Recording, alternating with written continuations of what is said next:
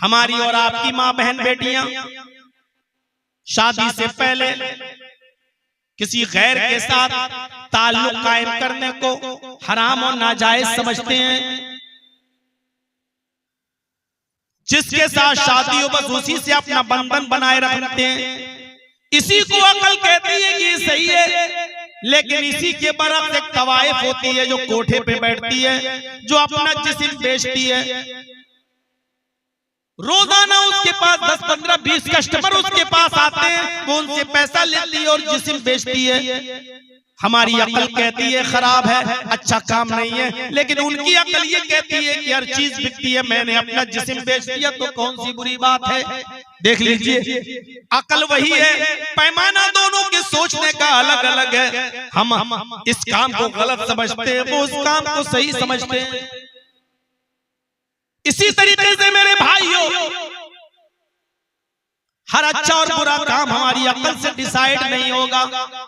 अच्छा क्या है ये हमें मजहब बताएगा, ये हमें इस्लाम बताएगा, और बुरा क्या है ये हमें इस्लाम बताएगा। ज़ोहर की 4 रकातें फर्ज हैं। अकल कहती है हम 4 की जगह 6 भी पढ़ लें तो क्या अर्ज है, 8 पढ़ लें तो क्या अर्ज है, जितना पढ़ेंगे उतना सवाब। ये अकल कहती है, लेकिन शरीयत ये कहती है, इस्लाम ये कहता है कि अगर 4 की जगह 5 पढ़ी और 6 पढ़ी तो तुम अपने आप को नबी होने का दावा कर रहे हो, तुम जालिम करार दिए जाओगे, तुम मुजरिम हो जाओगे। मेरे प्यारे साथियों, गौर करो, सोचो,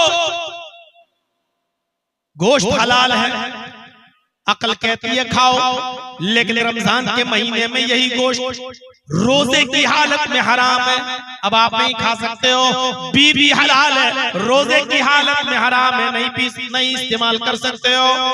गौर करो, ये नमाज तो सबसे बड़ी इबादत है, लेकिन फजर की नमाज के बाद आप नमाज नहीं पढ़ सकते, जवाल के वक्त नमाज नहीं पढ़ सकते, सूरज गुरूब होते वक्त नमाज नहीं पढ़ सकते। इन वक्तों में अगर नमाज पढ़ोगे तो गुनाह पड़ेगा। वही इबादत है, और वही नमाज पढ़ने पर, ममनूआ औकात में पढ़ने पर गुनाह भी है। तो ये हमारी अकल डिसाइड नहीं करेगी, ये इस्लाम डिसाइड करेगा, इस्लाम फैसला करेगा। ये शरीयत हमें बताएगी कि क्या गलत है और क्या सही है। इसलिए हर काम को अपनी अकल से करने की कोशिश मत करो, शरीयत के दायरे में उसको करो। हमारी अकल सोचने से आजिज़ है। एक कमतर दर्जे के जन्नती को इतनी जगह मिलेगी कि घोड़े पर बैठकर कोई आदमी सफर करे और 100 साल तक वो घोड़ा दौड़ता रहे, 100 साल के बाद जहां रुकेगा, इतनी जगह उसको मिलेगी जिसने कब सबसे कम नेकी की होंगी, सबसे कम दर्जे। आप सोचिए, जिसने सबसे ज्यादा नेकी की होंगी उसको कितनी कैसी बड़ी जन्नत है। अरे जन्नत की नेमतों के बारे में अल्लाह ने सिर्फ इतना कह दिया है, कोई जान ही नहीं सकता, न किसी आंख ने देखी, न किसी दिल पर उसका असर हुआ, न किसी दिमाग में उसका वहम तसव्वुर आया। जब ये कह दिया तो इसका मतलब ये है कि जन्नत की नेमतों के बारे में हमारी अक्ल सोच नहीं सकती, हमारी आंखें देख नहीं सकती, उसका वो हमारे चश्मे तसव्वुर से बालतर है, बहुत है। काम है ईमान लाना, हमारा काम है ईमान लाना। लेकिन जन्नत में जाने के रास्ते बताते हुए अल्लाह के नबी सल्लल्लाहु अलैहि वसल्लम फरमाते हैं कि जन्नत में तुम जाने के लिए क्या करो, बहुत आसान है, वुजू बनाओ और अच्छी तरीके से वुजू बनाओ। मा मिनकुम मिन अहदिन यतवज़्ज़ा फयुहसिनुल वुजू, तुम में से जिसने वुजू बनाया और अच्छी तरीके से वुजू बनाया, वुजू को वुजू की तरह, थुम्मा क़ाल, और वुजू बनाने के बाद जिसने ये दुआ पढ़ ली, अशहदु अल्ला इलाहा इल्लल्लाह व अशहदु अन्ना मुहम्मदन अब्दुहु व रसूलुहु। तिरमिज़ी में ये भी आया है, अल्लाहुम्मा जअलनी मिनत तव्वाबीन व जअलनी मिनल मुतत्तहिरीन। इसको भी उलमा ने हसन करार दिया है। अगर याद है पढ़ सकते हो पढ़ लो, और अगर नहीं पढ़ सकते हो तो कोई बात नहीं, इतनी दुआ पढ़ लो, अशहदु अल्ला इलाहा इल्लल्लाह व अशहदु अन्ना मुहम्मदन अब्दुहु व रसूलुहु। मुस्लिम शरीफ में इतनी दुआ आई है। अल्लाह के नबी फरमाते हैं, देखिए जन्नत कितनी आसान, जिसने वुजू बनाया और वुजू बनाने के बाद जिसने ये दुआ पढ़ ली, अशहदु अल्ला इलाहा इल्लल्लाह व अशहदु अन्ना मुहम्मदन अब्दुहु व रसूलुहु इल्ला फुतिहत लहू अब्वाबुल जन्नतिस समानिया। अल्लाह के नबी फरमाते कि उसके लिए जन्नत के 8 दरवाजे खोल दिए जाते हैं। फुतिहत लहू अब्वाबुल जन्नतिस समानिया, उसके लिए जन्नत के 8 दरवाजे खोल दिए जाते हैं। नौजवानों बताओ, वुजू बनाना कितना मुश्किल काम है, और वुजू बनाने के बाद इतनी सी दुआ पढ़ने पे अगर जन्नत के 8 दरवाजे हमारे लिए खुल रहे हैं तो कौन सा मुश्किल काम है? ये आपको भारी लगे? वुजू बनाइए और वुजू बनाने के बाद ये दुआ पढ़ लीजिए, 8 दरवाजे खुले, एक नहीं 2 नहीं, जन्नत के 8 दरवाजे हैं, 8 दरवाजे उसके लिए खोल दिए जाते हैं। जिस दरवाजे से दाखिल होना चाहे हो जा। ये है। इसी तरीके से अजान के बाद अजान के कलमात दोहराना और उसके बाद दुआ पढ़ना। जब मुअज्जिन कहे अल्लाहु अकबर तो तुम भी कहो अल्लाहु अकबर। जब मुअज्जिन कहे अशहदु अल्ला इलाहा इल्लल्लाह तो तुम भी कहो अशहदु अल्ला इलाहा इल्लल्लाह। जब मुअज्जिन कहे अशहदु अन्ना मुहम्मदर रसूलुल्लाह तो तुम भी कहो अशहदु अन्ना मुहम्मदर रसूलुल्लाह। जब मुअज्जिन कहे हय्या अलस सलाह तो तुम कहो ला हौला वला कुव्वता इल्ला बिल्लाह। जब मुअज्जिन कहे हय्या अलल फलाह तो आप भी कहिए ला हौला वला कुव्वता इल्ला बिल्लाह। जब मुअज्जिन कहे अल्लाहु अकबर तो यही जुमले आप भी दोहराओ। जब मुअज्जिन कहे ला इलाहा इल्लल्लाह तो आप भी कहो ला इलाहा इल्लल्लाह।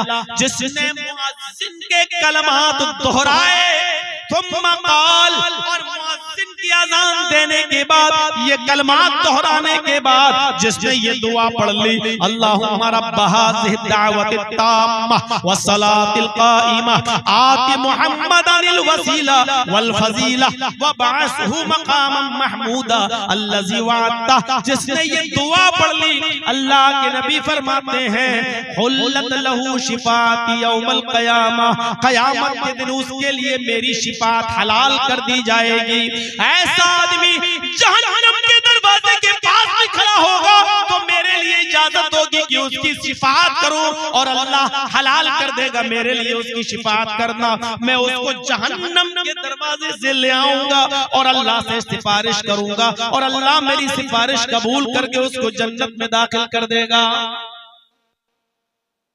ये कोई मुश्किल काम है? हाँ, बस इतना है कि आपको जरा चाय की होटलों पर बैठकर चाय पीना छोड़ना पड़ेगा और घड़ी पे नजर रखना पड़ेगी। अगर जोहर की अजान 12:30 पे हो रही है तो आपको 12:28 पर वुजू बनाकर आपको बैठ जाना है और मुअज्जिन के अजान के कलमात दोहराना, और उसके बाद ये दुआ आपको अपने दोस्तों से थोड़ी देर के लिए छुटकारा हासिल करना पड़ेगा। जब आप थोड़ी देर के लिए इनकी कुर्बानी देंगे तो ये काम कर पाएंगे मेरे भाइयों, वरना ये काम कोई मुश्किल नहीं। कहां मुश्किल है? हमारी माँ बहनें आई हैं, सुने, उनके लिए भी जन्नत का दरवाजा बताया गया है। अल मरातु इज़ा सल्लत खम्सहा व सामत शहरा व अहसनत फरजहा व अताअत बालहा फलतदखुल मिन अब्वाबिल जन्नति शात। रवाहु अहमद फी मस्नदी, मुस्नद अहमद की अल्फाज अल्लाह के नबी सल्लल्लाहु अलैहि वसल्लम ने फरमाया, जो औरत 5 वक्त की नमाज पढ़ती हो, जो औरत 5 वक्त की नमाज पढ़ती हो, वसामत शहरा, रमजान के पूरे महीने के रोजे रखती हो, वो अहसनत फरजा, और अपनी शर्मगाह की हिफाजत करती हो, यानी अपने शौहर के अलावा किसी गैर के सामने अपनी शर्मगाह पेश न करती हो। और अहसनत फरजहा में ये चीज भी शामिल है कि वो अपनी शर्मगाह की हिफाजत करती हो, मोटा कपड़ा पहनती हो, उसका सतर नुमाया न हो, सतर दिखाई न दे, इतने चुस्त और टाइट कपड़े न पहनती हो जिससे उसके जिस्म की नशो नुमा बनावट उसकी दिखाई देती हो। वो अहसनत फरजा, जो अपनी शर्मगाह की और सतर की हिफाजत करने वाली हो। वो अताअत बालहा, और अपने शौहर की इताअत, खिदमत और फर्मा बरदारी करने वाली हो, उसका दिल न तोड़ती हो, वो जो कहे उसको बहुत खूबी बजा लाती हो, खुशी खुशी उस काम को कर देती हो, अपने शौहर की इताअत और फर्मा बरदारी में किसी कोई कमी न करती हो। ऐसा ये जो 4 काम कर ले जो औरत, अल्लाह के नबी फरमाते हैं 4 काम, 5 वक्त की नमाज पाबंदी से पढ़ना, रमजान के पूरे महीने के रोजे रखना, अपने सतर की और शर्मगाह की हिफाजत करना और अपने शौहर की इताअत और फर्मा बरदारी करना। ये 4 काम जो औरत करती हो, अल्लाह के नबी फरमाते हैं जन्नत के 8 दरवाजों पर फरिश्ते कयाम बैठे होंगे और इस औरत से कह रहे होंगे फल तदखुल मिन अय्यबाबिल जन्नति शाह, तेरे लिए जन्नत के 8 दरवाजे खुले हुए हैं, तू जिस दरवाजे से दाखिल होना चाहे हो जा। ऐसी औरत के लिए भी जन्नत के 8 दरवाजे खुले हुए हैं, ऐसी औरत के लिए भी जन्नत के 8 दरवाजे खोल दिए जाते हैं मेरे भाइयों। और एक हदीस आपके इस जलसे के ताल्लुक से, जो मस्जिद के ताल्लुक से हो रहा है, अल्लाह के नबी ने फरमाया मन बना लिल्लाहि मस्जिदन बनल्लाहु लहू बैतन फिल जन्नह। कितनी बड़ी जन्नत की बशारत। अल्लाह के नबी फरमाते हैं कि जिसने अल्लाह के घर के लिए यानी मस्जिद के लिए कोई ताबुन किया, अल्लाह के घर को बनाया, दुनिया में जिसने मस्जिद बनाने में ताबुन किया, जिसने मस्जिद बनाई, बनल्लाहु लहू बैतन फिल जन्नह, जन्नत के अंदर अल्लाह रब्बुल आलमीन उसका घर बनाएगा। दुनिया में तुम अल्लाह का घर बनाओगे तो अल्लाह जन्नत में उसके लिए घर बनाएगा जो दुनिया में घर बनाएगा। ये जन्नत में जाने के रास्ते हैं, जन्नत में जाने के रास्ते। अरे भाइयों, इसलिए इस रास्ते में बढ़ चढ़ कर हमें और आपको हिस्सा लेना चाहिए। ये तो अभी तक ताल्लुक था नमाज का, रोजे का, जिसने रोजे रखे, शौहर की इताअत की, फर्मा बरदारी की, नमाज, ये तमाम मामले नौजवानों के ताल्लुक से अल्लाह के नबी ने फरमाया इसमें लड़के भी शामिल हैं और लड़कियां भी शामिल हैं। जो हदीस में पेश करने जा रहा हूं, अल्लाह के नबी फरमाते मय्यज़मन ली बैना लहयैहि व रिजलैहि, जिसने बैना रिजलैहि, जिसने अपने दाढ़ दोनों दरमियान यानी दाढ़ी के दरमियान यानी जबान, लहयैहि दाढ़ी कहते दोनों, उसके अंदर क्या है? जबान।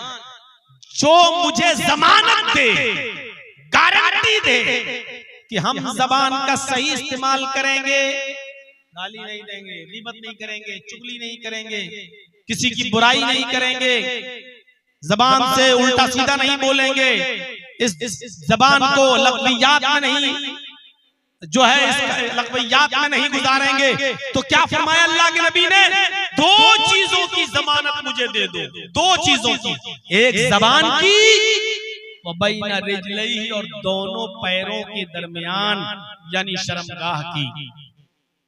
जो मुझे इन 2 चीजों की जमानत देगा, जबान का सही इस्तेमाल करेगा और अपनी शर्मगाह का सही इस्तेमाल करेगा, 2 चीजों की जमानत मुझे दे दो। अल्लाह के नबी फरमाते अज़मन लहुल जन्नह, मैं उसको जन्नत की गारंटी,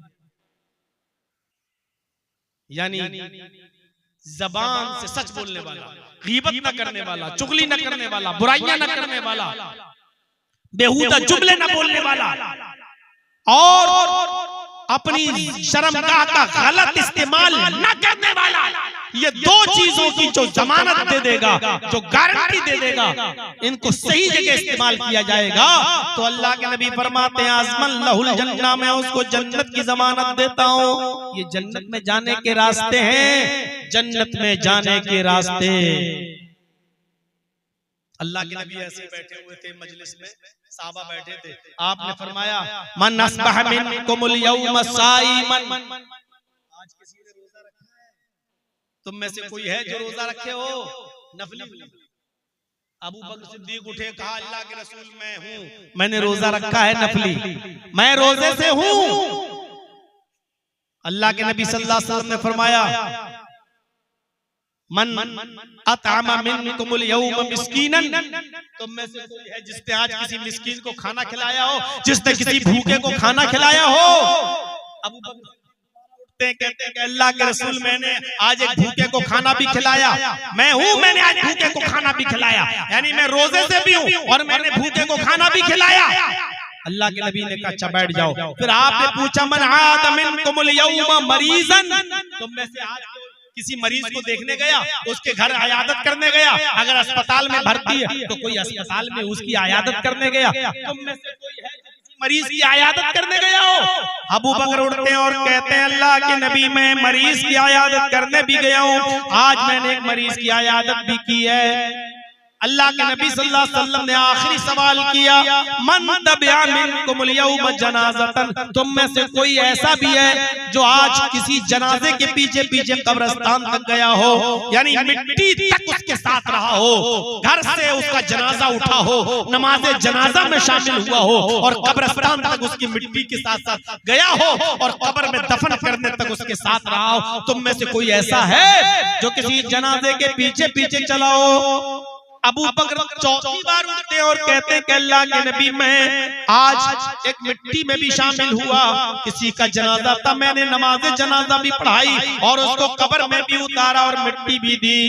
आपने फरमाया जिसके अंदर ये चार खूबियां पाई जाएंगी, यानी जो नफली रोजा भी रखता हो, जो भूखे को खाना भी खिलाता हो और जो मरीज की आयादत भी करता हो और जो जनाजे के पीछे पीछे चलकर कब्रिस्तान तक जाता हो, जिसके अंदर ये चार नेकियां जमा होंगी, मजतमाना फी मिम्रीन, जिस शख्स के अंदर ये चारों खूबियां जमा हो जाएं, दखलल जन्ना, ऐसा आदमी जन्नत के अंदर दाखिल होगा, ये जन्नती है, ये जन्नत के अंदर जाएगा।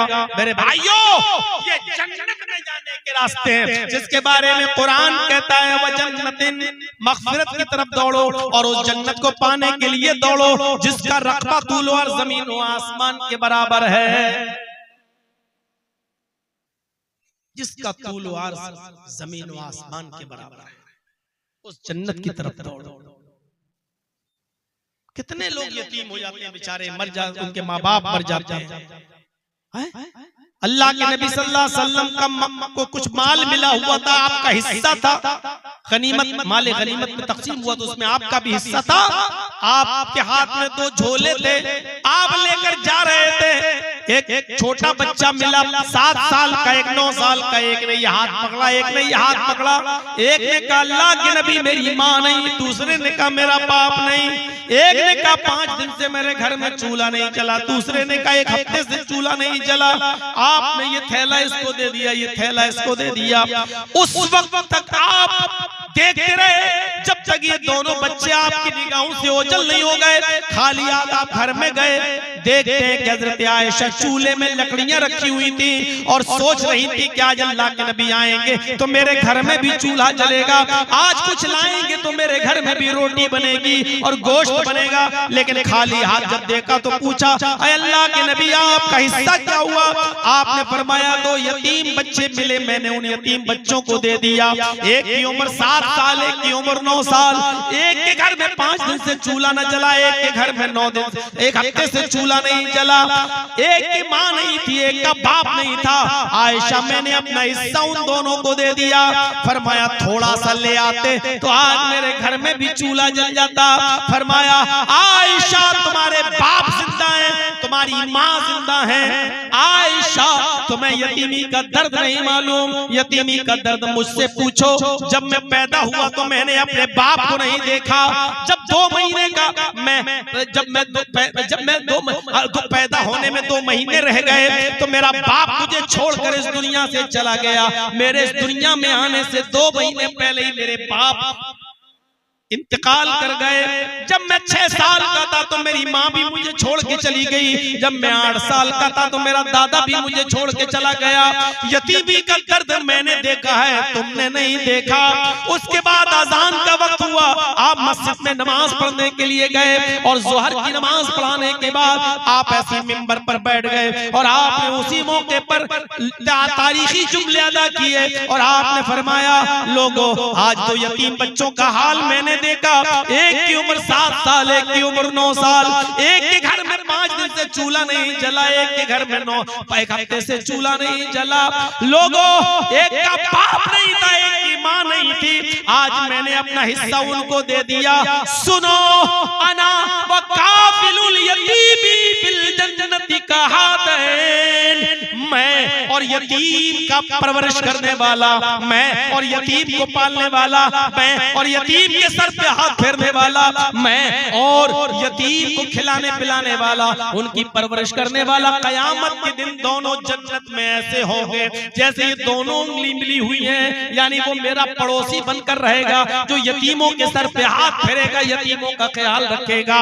आपने यतीमों की परवरिश और उनको खिलाने पिलाने की वाले को अपना पड़ोसी बताया है कि वो जन्नत में मेरा पड़ोसी बनकर रहेगा। या तो यतीमों का हक मारने के बारे में प्लानिंग होती है। और एक चीज और सुन लो, जिनके छोटे छोटे बच्चे इस दुनिया में मर जाते हैं, छोटे छोटे बच्चे, किसी का 6 महीने का बच्चा, किसी का 8 महीने का, 1 साल का, 2 साल का बच्चा, 5 साल तक, 7 साल तक जो बच्चे छीन लिए जाते हैं, इंतकाल कर जाते हैं, और जिनके इंतकाल पर उनके माँ और बाप ने सब्र किया, कयामत के दिन ये बच्चे अपने माँ बाप की सिफारिश करेंगे। अल्लाह के नबी फरमाते हैं, सिगारुहुम दआमीसुल जन्नह, जिनके छोटे छोटे बच्चे दुनिया में छीन लिए जाते हैं, उनकी रूहें जन्नत के अंदर बेरोक टोक घूमती रहती हैं। कयामत के दिन जब हिसाब व किताब होगा, इनके माँ बाप को जहन्नम में फेंका जाएगा। जाओ, तुमने दुनिया में बुरे काम किए, बदअमल थे, आए फरिश्तों, इनको जहन्नम के अंदर फेंक दो। जब ये माँ बाप जहन्नम के किनारे पहुंच जाएंगे तो अल्लाह कहेगा, रुक जाओ, इनको जहन्नम में डालने से पहले इनके बच्चों से इनको मिलवा दो। हमने इनके छोटे छोटे बच्चे इनसे दुनिया में छीने थे, जो जन्नत में बेरोक टोक घूम रहे हैं, इनको लेकर आओ और एक मर्तबा उनके माँ बाप से इनको मिला दो। हुक्म होगा, इनके बच्चों को लाओ और इनके माँ बाप से इनको मिला दो, ताकि कोई शिकायत बाकी न रहे। उन बच्चों को फरिश्ते लेकर आएंगे और उनके माँ बाप से मिलाएंगे। अभी माँ बाप से मिल रहे होंगे ये बच्चे और खुश होंगे। इतने में हुक्म होगा कि चलो, मुलाकात का वक्त खत्म है, इन बच्चों को जन्नत में डाल दो, माँ बाप को जहन्नम में। जब बच्चे छोटे छोटे ये सुनेंगे कि मेरे माँ बाप को जहन्नम में डाला जा रहा है, जहन्नम में डाला जा रहा है, वो छोटे छोटे बच्चे अपने माँ बाप के दामन को पकड़ लेंगे, उनके जो कपड़े, जो पीछे का कमीज होगी उसको पकड़ लेंगे, या उनके कपड़े को पकड़ लेंगे, लम युफारिक, फिर उसको छोड़ेंगे नहीं, फिर उस दामन को छोड़ेंगे नहीं। फरिश्ते छुड़ाएंगे लेकिन ये बच्चे अपने माँ बाप के दामन को नहीं छोड़ेंगे। और अल्लाह से कहेंगे, आय अल्लाह, दुनिया में भी तूने मुझे मेरे माँ बाप से दूर किया और आज भी तू मुझसे मेरे माँ बाप को दूर कर रहा है। अगर तुझे यहाँ भी मुझको मेरे माँ बाप से मुझे दूर करना था तो दुनिया में तूने मुझसे मुझे क्यों छीना? मुझे मेरे माँ बाप का प्यार दुनिया में भी नहीं मिला और यहाँ पर भी तू मुझे मेरे माँ बाप से दूर कर रहा है। अय अल्लाह, ये तेरा कैसा इंसाफ है? दुनिया में भी तूने मुझे माँ बाप नहीं दिए और आखिरत में भी तू मुझसे माँ बाप छीन रहा है। हाय अल्लाह, दुनिया में अगर तूने मुझे छीना था, माँ बाप से दूर किया था, तो यहाँ तो तू मुझे मेरे माँ बाप से दूर न कर। अल्लाह उन छोटे छोटे बच्चों की इस इल्तिजा को कबूल फरमाएगा और होगा फरिश्तों, इनके माँ बाप को भी इन बच्चों के साथ जन्नत के अंदर दाखिल कर दो। इनके माँ बाप को भी ले जाओ और जन्नत के अंदर इन बच्चों को के साथ इनके माँ बाप को भी दाखिल कर दो। वो छोटे छोटे बच्चे जिनको दुनिया में छीन लिया गया, कयामत के दिन अपने माँ बाप की सिफारिश करेंगे और अल्लाह उनकी सिफारिश को कबूल करके उनके माँ बाप को जन्नत के अंदर दाखिल कर देगा, माँ बाप भेज देगा। लेकिन एक शर्त यही है कि उन माँ बाप ने सब्र किया होगा और बाबेला नहीं मचाया होगा, चीखे नहीं होंगे, चिल्लाए नहीं होंगे और मातम नहीं किया होगा। मेरे भाइयों, ये रही मेरे 1.5 घंटे की तकरीर, क्योंकि आप भी अब उकता चुके हैं। कोई आदमी कितनी देर तक बैठेगा 4 बजे तक बैठना और मगरिब के बाद से इशा के बाद से वाकई आपके बड़े दिल गुर्दे की बात है। आपके बैठने को अल्लाह कबूल फरमाए और जो सुना है अल्लाह रब्बुल आलमीन हम सबको उस पर अमल करने की तौफीक अता फरमाए। ये जन्नत में जाने के रास्ते थे, अल्लाह हमें इन रास्तों पे चलने की तौफीक अता फरमाए। अल्लाह हमें मग़फ़िरत तलब करने की तौफीक अता फरमाए। आए अल्लाह हमें दुआए मग़फ़िरत करने की तौफीक अता फरमा और हम जब दुआए मग़फ़िरत अपने बारे में करें अल्लाह तो उसको कबूल भी फरमा ले। इलाहुल आलमीन जब तक तू हमें जिंदा रख, इस्लाम पे जिंदा रखना और जब हमारा खात्मा हो तो ईमान पर हमारा खात्मा फरमाना। वमा अलैना इल्लल बलागुल मुबीन व आखिरु दावाना अनिल हम्दुलिल्लाहि रब्बिल आलमीन। चलते चलते आपसे गुजारिश है कि अगर इस मस्जिद के लिए मेरे हाथ पर भी अगर कुछ ताउन आप देना चाहें तो आप दे सकते हैं। अल्लाह रब्बुल आलमीन आपको उसका अज्र अज़ीम अता फरमाएगा।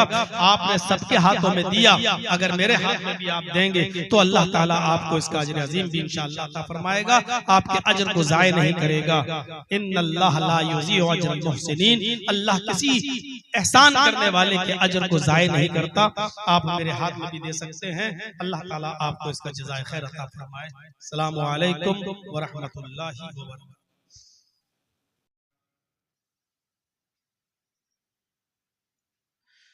वकुल्ल बिदअतिन ज़लालह वकुल्ल ज़लालतिन फिन्नार।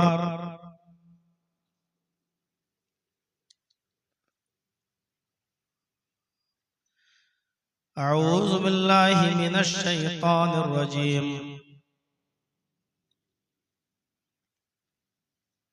बिस्मिल्लाहिर रहमानिर रहीम।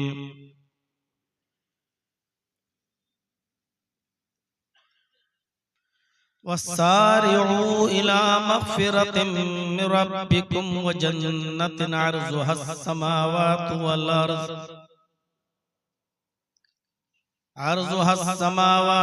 अर्ज़ उइद्दत लिल मुत्तक़ीन।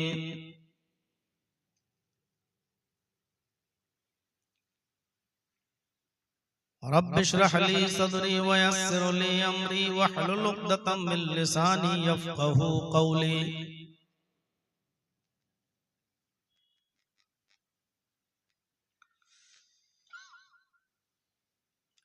स्टेज पर बैठे हुए मुअज़्ज़ज़ और मुअक्कर उलमाए किराम, फुलमंगा की इस मस्जिद की कमेटी के जिम्मेदारान और मेंबरान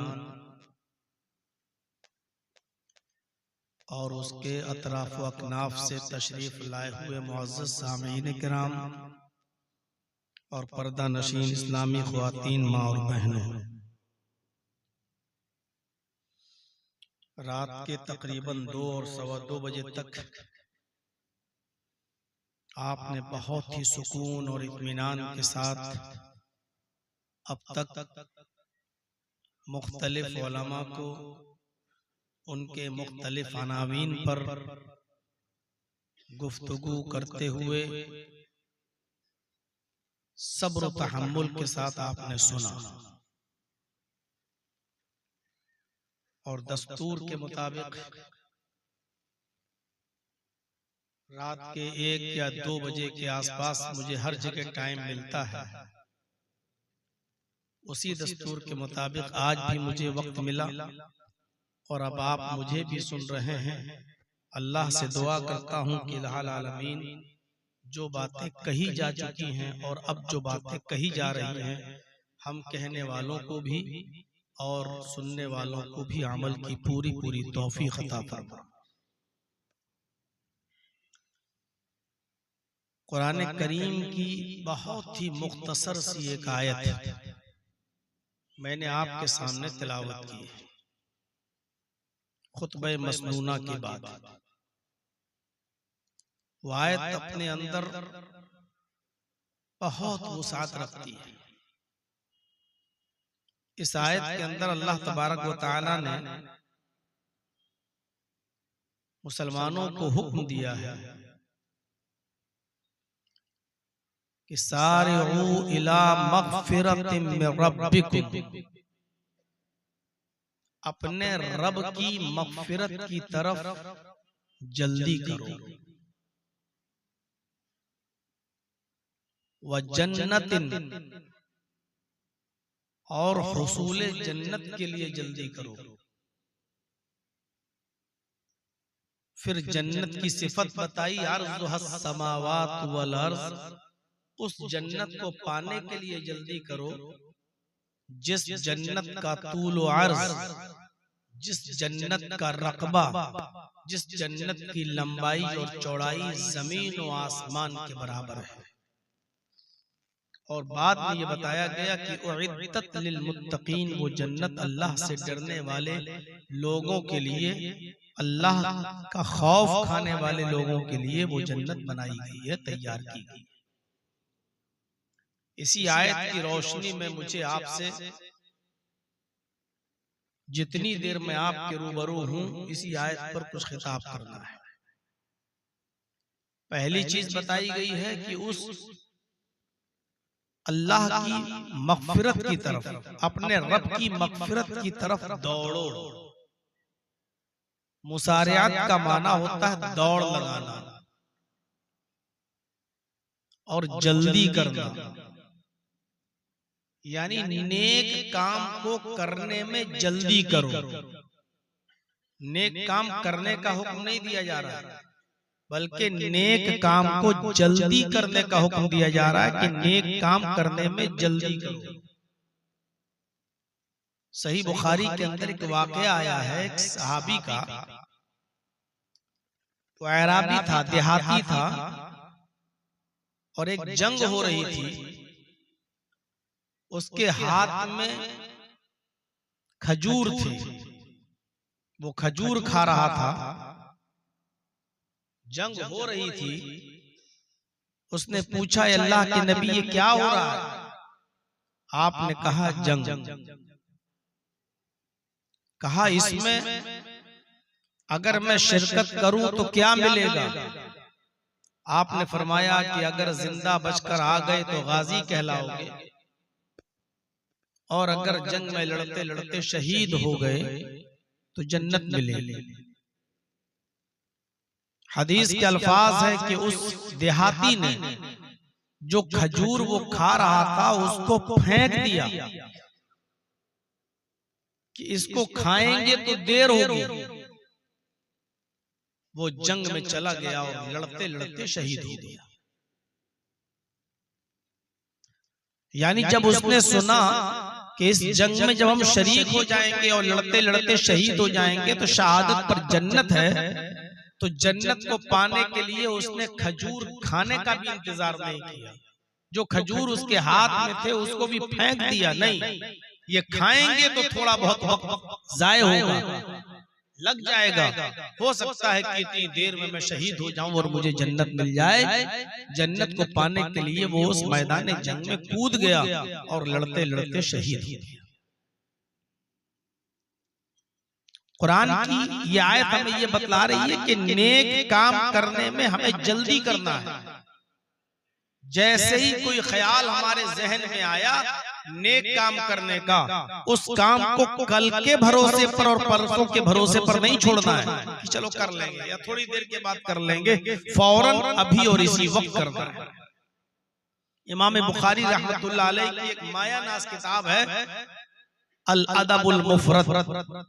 अल अदबुल मुफरद में इमाम बुखारी रहमतुल्लाह अलैह हजरत अबू बकर सिद्दीक का एक वाकया नकल करते हैं कि वो क़ज़ाए हाजत के लिए जंगल में गए, लैट्रीन के लिए जंगल में गए, और जंगल में पहुंचे ही थे, पानी का भरा हुआ लोटा बंधना उनके हाथ में था।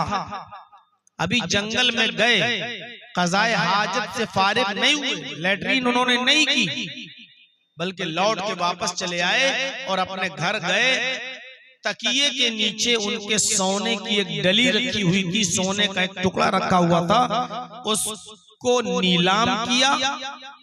जिसने ज्यादा कीमत लगाई उसको बेच दिया, और जो कीमत अबू बकर सिद्दीक के हाथ में आई उसको गरीबों और मिस्कीनों में सदका कर दिया, खैरात कर दिया। उसके बाद फिर दोबारा क़ज़ाए हाजत के लिए गए, लैट्रीन के लिए गए। लोगों ने जो सड़क पर रोड पर बैठे हुए थे देखा कि अभी तो ये गए थे जंगल में और थोड़ी देर के बाद अब फिर जा रहे हैं जंगल में, तो कहीं इनका पेट तो खराब नहीं हो गया।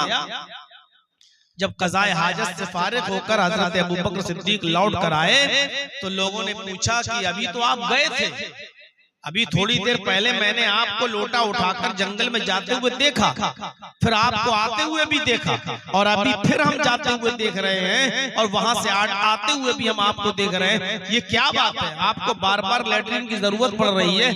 लूज मोशन तो नहीं हो गया है? आपको दस्त तो नहीं लग गए? आपका पेट तो खराब नहीं हो गया है? इस पर हजरत अबू बकर सिद्दीक ने फरमाया कि नहीं, मेरा पेट ठीक है, मेरी सेहत ठीक है, मैं तंदुरुस्त हूँ, मैं बखैर हूँ।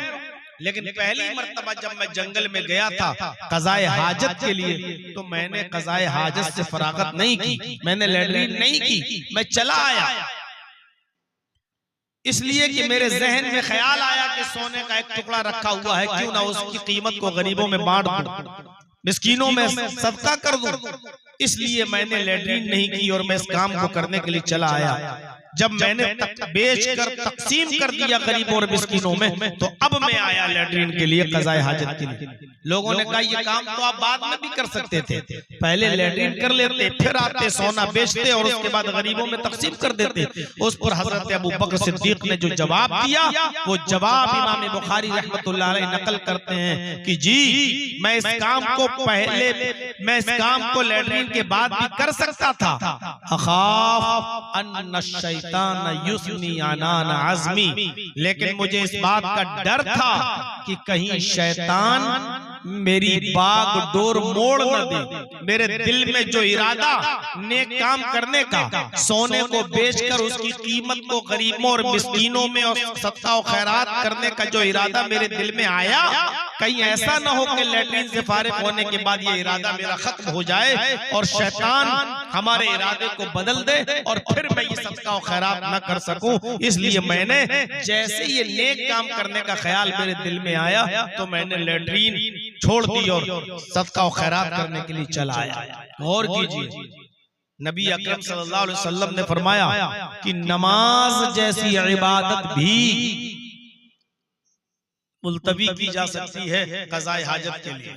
अगर आपको लैट्रिन लगी हुई है तो पहले आप क़ज़ाए हाजत से फारिग हो जाएं, नमाज का वक्त हो तब भी आप पहले लैट्रिन से फारिग हो लें, पेशाब और पैखाने से फारिग हो लें, उसके बाद में आप जाएं नमाज पढ़ने, जो रकातें मिल जाएं पढ़ लें, जो छूट जाए वो बाद में पूरी कर लें।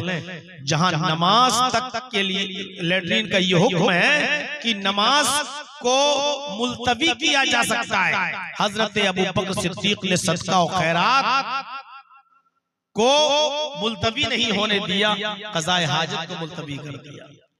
हर आदमी की अपनी अपनी आदत होती है। आप खुद अपने आप को बेहतर समझते हैं कि आप कितनी देर बर्दाश्त कर सकते हैं, कितनी देर आप क़ज़ाए हाजत जो जरूरत है लैट्रिन आप रोक सकते हैं। हजरत अबू बकर सिद्दीक को मालूम था कि हम तब तक रोक लेंगे, उसके बाद गए, सोने को बेचा और उसकी कीमत को गरीबों और मिस्कीनों में तकसीम किया। उसके बाद आए, फिर आपने क़ज़ाए हाजत से फरागत हासिल की। यानी नेक काम करने का इरादा जैसे ही दिल के अंदर पैदा हुआ, उस काम को फौरन आपने किया। वसारिऊ इला मग़फ़िरतिन मिन रब्बिकुम, दौड़ो, नेक काम करने में जल्दी करो। कुरान में दूसरी जगह अल्लाह ने फरमाया फस्तबिकुल खैरात। यहां तो अल्लाह ताला ने कहा सबकत करो,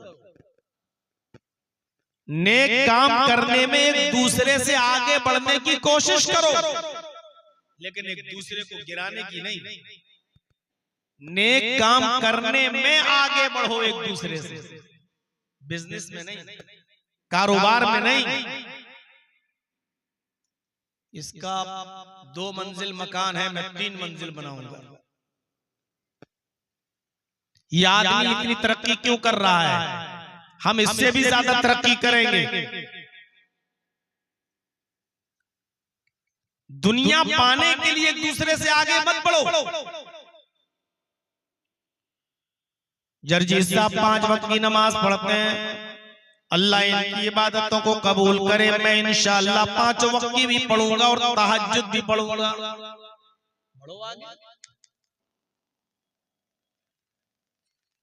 इस तरीके के नेक कामों में आप आगे बढ़ो। इस आदमी ने 100 रुपए सदका और खैरात किया है। यह आदमी अपनी हैसियत के मुताबिक 100 रुपए सदका कर सकता है। अल्लाह उसके सदके को कबूल फरमाए। इंशाअल्लाह मैं 500 रुपए अल्लाह की राह में सदका करूंगा। उसके लिए दुआए खैर करते हुए नेकियों में उससे भी आगे बढ़ने की कोशिश करो। फस्तबिकुल खैरात, नेक काम करने में एक दूसरे से आगे बढ़ो। हजरते अबू बकर सिद्दीक और हजरत उमर फारूक दोनों गज़वे तबूक के मौके पर अपने अपने घर का माल लाए। हजरत अबू बकर सिद्दीक और हजरत उमर दोनों अपना अपना माल लाए। हजरत उमर ने देखा कि मेरा माल अबू बकर के माल से ज्यादा है, खुश हो गए। आज मैं नेकियों में अबू बकर से आगे निकल जाऊंगा। हजरत उमर आज खुश थे कि आज मैं अबू बकर से नेकियों में आगे निकल जाऊंगा। क्यों? मेरा माल अबू बकर के माल से ज्यादा है। लेकिन अल्लाह के नबी ने जब सवाल किया और उस सवाल का जवाब जो अबू बकर ने दिया तो हजरत उमर फारूक रो पड़े। फरमाया, आए उमर तुम कितना माल लाए हो? कहा अल्लाह के नबी ये रखा हुआ है। फरमाया घर पे क्या छोड़ कर आए हो? हजरत उमर ने कहा आधा छोड़ दिया, आधा ले आया। मैंने अपने माल के 2 हिस्से किए। 2 ऊंट थे, 1 ऊंट ले आया, 1 घर पे छोड़ दिया। 2 घोड़े थे, 1 ले आया, 1 घर पे छोड़ दिया। 2 कपड़े थे, 1 ले आया, 1 घर पे छोड़ दिया। 2 बर्तन थे, 1 ले आया, 1 घर पे छोड़ दिया। यानी अपने माल के 2 हिस्से किए, आधा ले आया और आधा घर पे छोड़ दिया। अल्लाह के नबी ने फरमाया, उमर अल्लाह तुम्हारे माल को कबूल फरमाए और जो माल तुम घर पे छोड़ के आए हो अल्लाह उसमें बरकत अता फरमाए।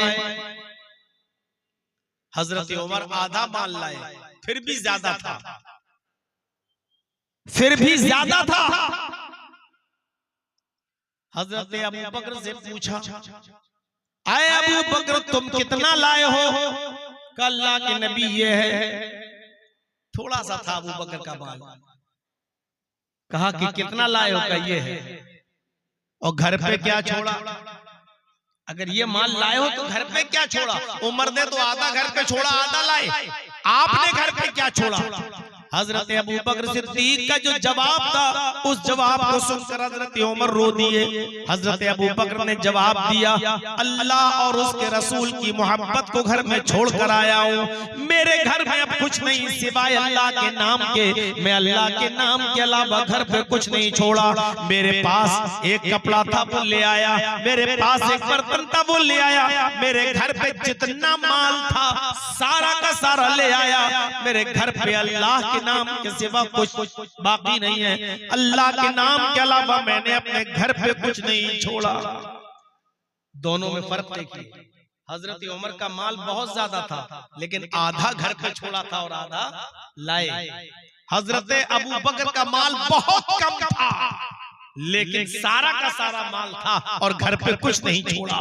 जब हजरत उमर ने ये सुना कि अबू बकर अपने घर का सारा माल ले आए और घर पे कुछ नहीं छोड़ा सिवाय अल्लाह के नाम के, तो रो पड़े। लोगों ने पूछा कि क्यों रो रहे हो?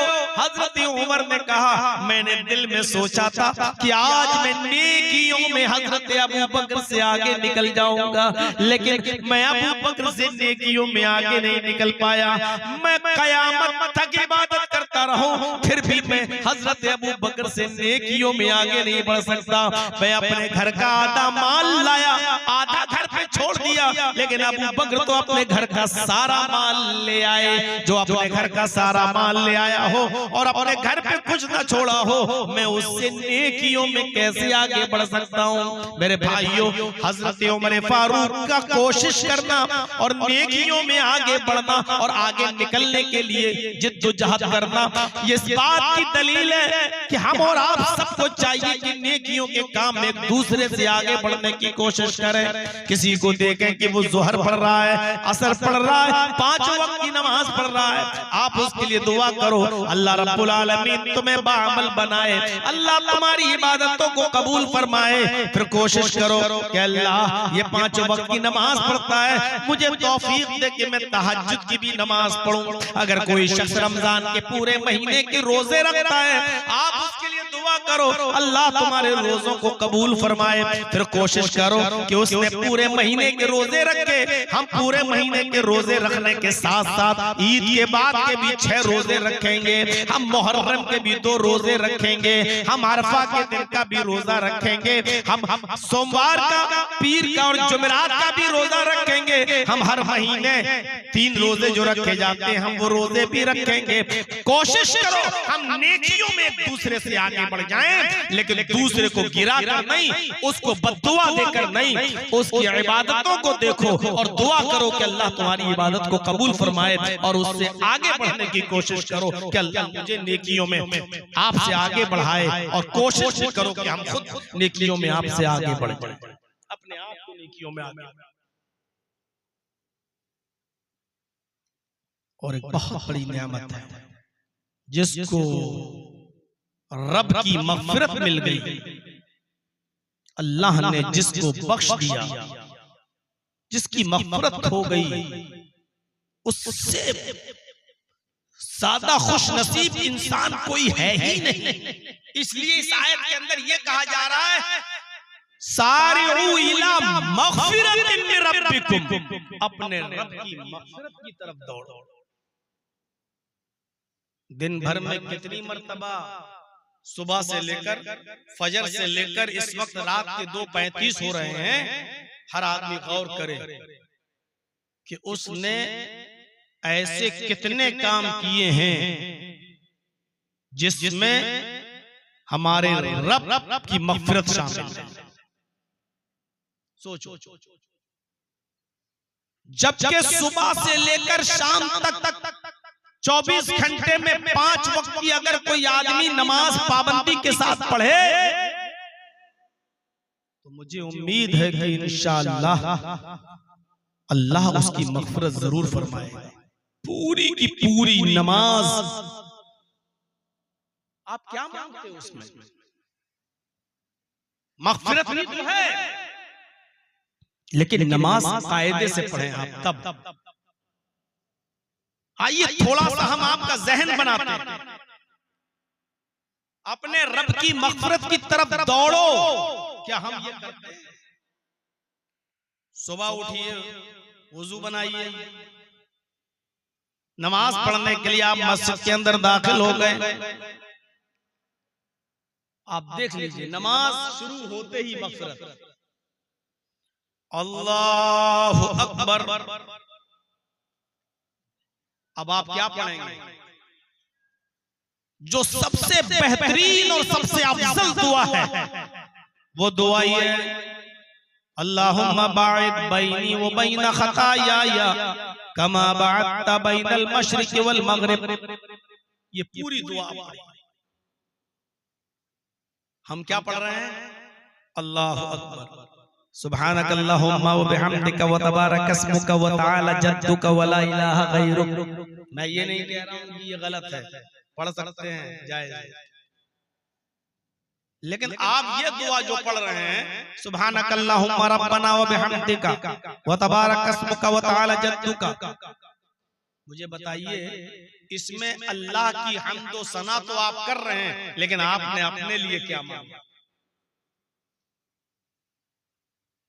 हर मुसलमान यहां गौर करे, आज मैं कुछ सिखाऊंगा आपको, सीखो।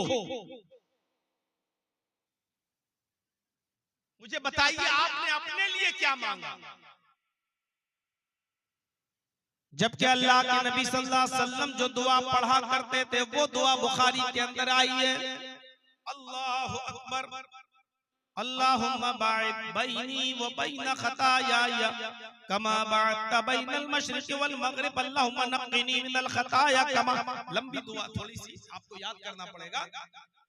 इसमें आप देखिए अल्लाहु अकबर कहने के बाद जो सबसे पहले दुआ मांग रहे हैं उसमें आप अल्लाह से अपने लिए मग़फ़िरत मांग रहे हैं। क्या मांग रहे हैं? अल्लाहुम्मा बाइद बैनी व बैन खताया, आय अल्लाह मेरे और मेरे गुनाहों के दरमियान इतनी दूरी पैदा कर दे, इतना बहुत कर दे, पैदा कर दे, इतनी दूरी पैदा कर दे, कमा बाअदत बैनल मशरिक़ वल मग़रिब, जितनी दूरी पूरब और पश्चिम के दरमियान है, ईस्ट और वेस्ट के दरमियान है, मशरिक और मगरिब के दरमियान है। मशरिक और मगरिब की कोई इंतहा है? पूरब और पश्चिम की कोई इंतहा है? पूरब की कोई इंतहा नहीं, पश्चिम की कोई इंतहा नहीं। और पहला लफ्ज नमाज शुरू करते ही अल्लाहु अकबर कहते ही आप क्या मांग रहे हैं अल्लाह से? अय अल्लाह मैं बहुत गुनाहगार हूं, इंसान हूं, दुनिया में गुनाहों का जाल कदम कदम पर बिछा हुआ है, मस्जिद से बाहर निकलो गुनाहों का जाल बिछा हुआ है। अय अल्लाह मैं गुनाहों की दलदल में धंसा हुआ हूं, अय अल्लाह मेरे इन गुनाहों को इतना दूर कर दे जितनी दूरी पूरब और पश्चिम के दरमियान है। अल्लाहुम्मा बाइद बैनी व बैन खताया, मेरे और मेरे गुनाहों के दरमियान तू इतनी दूरी पैदा कर दे। आप इस दुआ में अपने लिए अपने रब से मांग रहे हैं, और क्या मांग रहे हैं? गुनाहों से दूरी।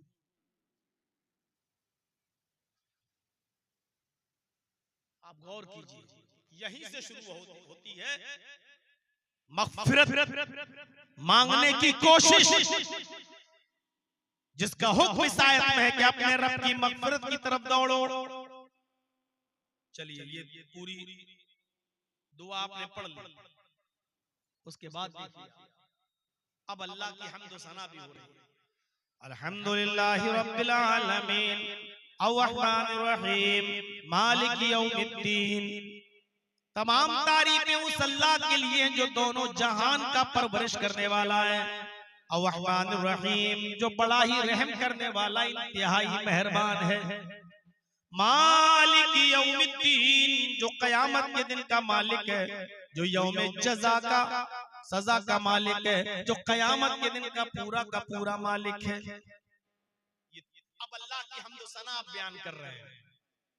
अल्लाह की हम्द व सना बयान करने के बाद अब एक अहद है, एक इकरार है जो अल्लाह और बंदे के दरमियान है। क्या है वो? इय्याका नअबुदु व इय्याका नस्तईन। ऐ अल्लाह हम तेरी ही इबादत करते हैं और तुझसे ही मदद तलब करते हैं। इबादत कौन करता है? बंदा। और मदद कौन करता है? अल्लाह। आप इस बात का इकरार कर रहे हैं कि अल्लाह हम तेरी ही इबादत करते हैं। अल्लाह जवाब दे रहा है, बंदे हम तेरी मदद करते हैं। इसका मतलब ये है कि आए मेरे बंदे तू मेरी इबादत करता जा और हम तेरी मदद करते जाएं। इबादत करना तेरा काम, मदद करना मेरा काम। ये बंदे और अल्लाह के दरमियान एक अहद है, मेरे बंदे तू इबादत मेरे अलावा किसी की मदद करना, और ये मेरा वादा है कि हम तेरी मदद करते रहेंगे, तू किसी और का मोहताज नहीं होगा। मेरे भाइयों, अल्लाह अगर किसी की मदद करने लगे तो उसको किसी और की जरूरत पड़ेगी। इस इकरार के बाद, इस अहद व पैमान के बाद फिर आप अल्लाह से सवाल करते हैं, इहदिना सिरातल मुस्तकीम, ऐ अल्लाह हमको सीधे रास्ते पर चला।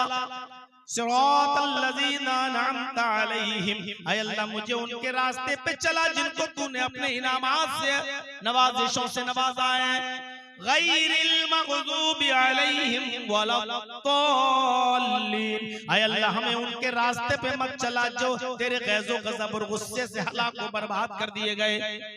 उनके रास्ते पे मत चला मुझे। आपने यहाँ अल्लाह से अपने लिए सवाल किया, फिर कोई सूरत पड़ी, अब आप रुकू में गए। अल्लाहु अकबर, क्या दुआ पढ़ते हो रुकू में? सुभान रब्बियल आज़ीम। ये सबसे छोटी दुआ है और वही मेरे भाइयों, मैं ये नहीं कह रहा हूं कि सुभान रब्बियल आज़ीम गलत है, पढ़ सकते हैं, लेकिन फिर वही बात, सुभान रब्बियल आज़ीम, यहां आप अल्लाह की तारीफ कर रहे हैं, अल्लाह की हम्द बयान कर रहे हैं, अल्लाह को बड़ा मान रहे हैं, लेकिन फिर वही सवाल, आपने अपने लिए क्या मांगा? कयाम में तो मांग लिया, खड़े थे, अल्लाहुम्मा बाइद बैनी व बैन खतायाया, मांग लिया, इहदिना सिरातल मुस्तकीम सिरातल लज़ीना अनअमता अलैहिम, मांग लिया। अब रुकू में गए, रुकू में आपने अल्लाह की हम्द व सना तो बयान कर दी, अल्लाह की तस्बीह तो बयान कर दी, सुभान रब्बियल आज़ीम, अपने लिए क्या मांगा? अल्लाह के नबी जब रुकू करते थे तो आप ये दुआ पढ़ा करते थे, रुकू में जाते वक्त रुकू में ये दुआ पढ़ा करते थे, सुब्हानक अल्लाहुम्मा रब्बना व बिहम्दिका अल्लाहुम्मा ग़फिरली। कितने लोगों को याद है ये दुआ?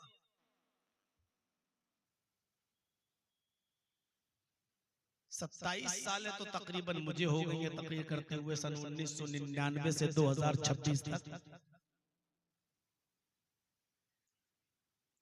अगर इन 27 सालों में आपके इन इलाकों में मैं तकरीबन हर साल आता हूं, इन 27 सालों में हमने क्या सिखाया और आपने कितना सीखा? अगर कोई पूछे कि जर्जी साहब इन जलसों का कितना असर पड़ा है, आप 100 में कितने नंबर दोगे? तो मैं कहूंगा 100 में 0। 27 साल पहले आप जहां थे आज भी आप वही हैं और हम भी वही। 27 साल पहले जो खुराफातें हो रही थी वो आज भी हो रही है। 27 सालों से अब तक न हम नमाज सिखा सके और न हम नमाज सीख सके, नमाज भी हम मुकम्मल तौर पर सही नहीं पढ़ पा रहे। नमाज अल्लाह से आजिज़ी और गिड़गिड़ा कर और दुआ मांगने का, अपने लिए मांगने का सबसे बड़ा जरिया। अल्लाह के नबी जब नमाज पढ़ने के लिए खड़े होते तो बगल में जो आदमी होता वो बयान देता है कि अल्लाह के नबी सल्लल्लाहु अलैहि वसल्लम जब नमाज पढ़ते तो आपके सीने से ऐसी आवाज आती जैसे हांडी में पानी खौल रहा हो या कोई सालन पक रहा हो, जैसे कढ़ाई में खौलने की आवाज आती, ऐसे जनाबे मोहम्मद रसूलुल्लाह सल्लल्लाहु अलैहि वसल्लम जब नमाज के लिए खड़े होते तो इस तरीके से आपके सीने से पानी के खौलने की तरह, कढ़ाई के खौलने की तरह आवाज आती। ये कैसे नमाज पढ़ते वक्त? यहाँ तो अगर इमाम साहब थोड़ा सा अगर शुरू कर दें अलिफ लाम मीम ज़ालिकल किताबु ला रैब फीह, तो पीछे आदमी सोचता ये कमीना कहीं ऐसा ना हो कि 1-2 रुकू पढ़ना शुरू, कहीं ऐसा ना हो कि 2.5 पारे की पूरी सूरह बकरा पढ़ना शुरू कर दे। हमारी ये हालत हो चुकी है।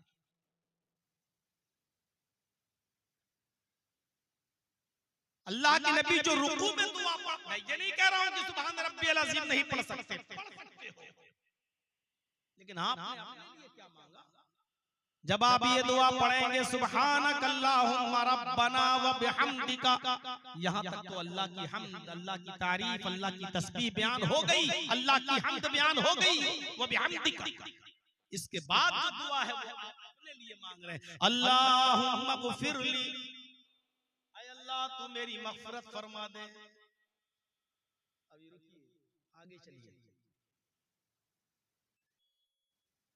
सोचिए, ज़ोहर की नमाज पढ़ने गए आप, 10 रकातें पढ़ेंगे, 4 सुन्नत, 4 फर्ज, फिर 2 सुन्नत, चारों में आप पढ़ेंगे। हैं? 4 रकात सुन्नत पढ़ रहे हैं उसमें भी, 4 फर्ज पढ़ रहे हैं उसमें भी, कितनी मर्तबा हो गया अल्लाहुम्मा अग़फ़िरली, सुब्हानक अल्लाहुम्मा रब्बना व बिहम्दिका अल्लाहुम्मा अग़फ़िरली, कितनी मर्तबा हो गया। अगर ज़ोहर की 10 रकातें पढ़ी तो 10 मर्तबा आपने कहा अल्लाहुम्मा अग़फ़िरली, और ये दुआ 3-3 बार भी अगर आपने पढ़ा तो 30 बार हो गया। उसके बाद उठिए समी अल्लाहु लिमन हमिदा रब्बना वलकल हम्द हम्दन कसीरन तय्यबन मुबारकन फी, या अल्लाहुम्मा रब्बना वलकल हम्द हम्दन कसीरन तय्यबन मुबारकन फी। इसके बाद आप अल्लाहु अकबर कहते हुए सजदे में जाएंगे। सजदे में भी हम वही दुआ पढ़ रहे हैं अभी तक, सुभान रब्बियल आला। मैं ये नहीं कह रहा हूं कि ये दुआ गलत है, पढ़ सकते हो, जायज है, लेकिन ये अल्लाह की तारीफ है, अल्लाह की तस्बीह है। लेकिन आपने अपने लिए सजदे में भी कुछ नहीं मांगा, जबकि सजदे में जो दुआ मांगी जाती है वो सबसे ज्यादा कबूल होती है, और सजदा कबूलियत की सबसे बेहतरीन जगह है। उधर भी अल्लाह के नबी यही दुआ पढ़ा करते थे, सुब्हानक अल्लाहुम्मा रब्बना व बिहम्दिका अल्लाहुम्मा अग़फ़िरली। यहाँ पर भी आप ये दुआ मांगिए। अगर रुकू में 3 बार आपने ये दुआ पढ़ी तो सजदे में 5 बार पढ़ लीजिए, रुकू में 5 बार पढ़ी तो सजदे में 7 बार पढ़ लीजिए। मेरे भाइयों, सजदा थोड़ा रुकू से लंबा कर दीजिए, इसलिए कि अल्लाह के नबी फरमाते हैं कि अल्लाह रब्बुल आलमीन के बंदा सबसे ज्यादा नजदीक सजदे में होता है, और अल्लाह और बंदे के दरमियान सबसे ज्यादा सजदा आजिज़ी पैदा करता है।